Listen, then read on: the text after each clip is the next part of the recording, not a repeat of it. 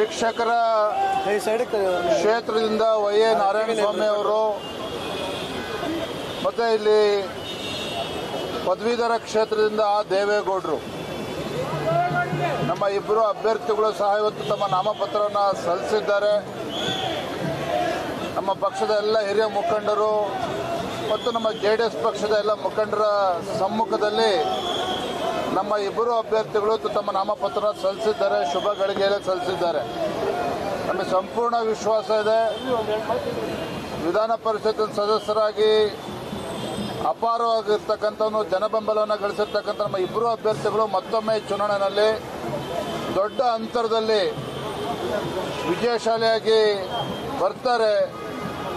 BJP ಮತ್ತು JDS ಪಕ್ಷ ಒಟ್ಟಾಗಿ ಒಂದಾಗಿ ಯಾವ ರೀತಿ ನಾವು ಲೋಕಸಭಾ ಚುನಾವಣೆಯನ್ನು ಎದುರಿಸಿದ್ದೇವೋ ಈ ಒಂದು ಚುನಾವಣೆಯೂ ಸಹ ವಿಧಾನ ಪರಿಷತ್ತಿನ ಈ ಚುನಾವಣೆಯನ್ನು ಕೂಡ ಒಗ್ಗಟ್ಟಾಗಿ ಒಂದಾಗಿ ಎದುರಿಸ್ತೇವೆ. ಎಲ್ಲ ಕ್ಷೇತ್ರಗಳಲ್ಲಿ ನಮ್ಮ ಅಭ್ಯರ್ಥಿಗಳು ಗೆದ್ದು ಬರ್ತಾರೆ ಅನ್ನೋ ವಿಶ್ವಾಸ ನಮಗೆ ಸಂಪೂರ್ಣವಾಗಿದೆ.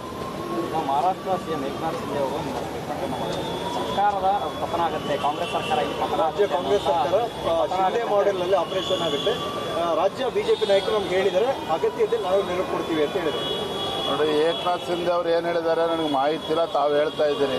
ನಾನು ರಾಜ್ಯದ ಅಧ್ಯಕ್ಷನಾಗಿ ಹೇಳ್ತಾ ಇದ್ದೇನೆ, ಭಾರತೀಯ ಜನತಾ ಪಾರ್ಟಿ ವಿರೋಧ ಪಕ್ಷವಾಗಿ ನಮ್ಮ ಜವಾಬ್ದಾರಿಯನ್ನು ನಮ್ಮ ಕರ್ತವ್ಯವನ್ನು ಯಶಸ್ವಿಯಾಗಿ ನಿರ್ವಹಿಸ್ತಾ ಇದ್ದೇವೆ. ಮುಂದೂ ಕೂಡ ಅದನ್ನು ಯಶಸ್ವಿಯಾಗಿ ನಿರ್ವಹಿಸ್ತೇವೆ. ಆ ಒಂದು ಸರ್ಕಾರ ಬೀಳಿಸ್ತಕ್ಕಂಥ ಪ್ರಯತ್ನ ನಾವು ಮಾಡೋದಿಲ್ಲ. ಆದರೆ ಲೋಕಸಭಾ ಚುನಾವಣೆ ಫಲಿತಾಂಶದ ನಂತರ ರಾಜ್ಯದ ಕಾಂಗ್ರೆಸ್ ಪಕ್ಷದಲ್ಲಿ ಯಾವ ರೀತಿ ಅಲ್ಲೋಲ ಕಲ್ಲೋಲ ಆಗ್ತೋ ಅದ್ರ ಬಗ್ಗೆ ನಾನು ಈಗಲೇ ಹೇಳೋದಕ್ಕೆ ಸಾಧ್ಯ ಇಲ್ಲ. ಆದರೆ BJP ನಾವು ವಿರೋಧ ಪಕ್ಷವಾಗಿ ನಾವು ಕೆಲಸವನ್ನು ಮಾಡ್ತೇವೆ. ಹೇಳ್ತಾರೆ ಸರ್, ಯಾಕಂದ್ರೆ ಕರ್ನಾಟಕದ ಬಗ್ಗೆ ಮಾತನಾಡ್ತಾ ಇದ್ದಾರೆ. ನಾನು ಹೇಳೋದಲ್ಲಪ್ಪ, ರಾಜ್ಯದ ಅಧ್ಯಕ್ಷನಾಗಿ ಮಾತನ್ನು ಹೇಳ್ತಾ ಇದ್ದೇನೆ, ಭಾಳ ಜವಾಬ್ದಾರಿಯಿಂದ ಮಾತನ್ನು ಹೇಳ್ತಾ ಇದ್ದೇನೆ.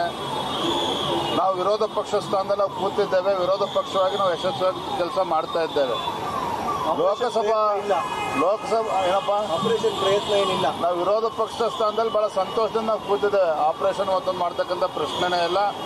ಆದರೆ ಲೋಕಸಭಾ ಚುನಾವಣೆ ಫಲಿತಾಂಶ ಯಾವ ರೀತಿ ಪರಿಣಾಮ ಆಡಳಿತ ಪಕ್ಷದ ಮೇಲೆ ಬೀರ್ತದೆ ಅದಕ್ಕೆ ನಾವು ಹೊಣೆಗಾರ ಆಗೋದಕ್ಕೆ ಸಾಧ್ಯ ಇಲ್ಲ. ನಮಸ್ಕಾರ.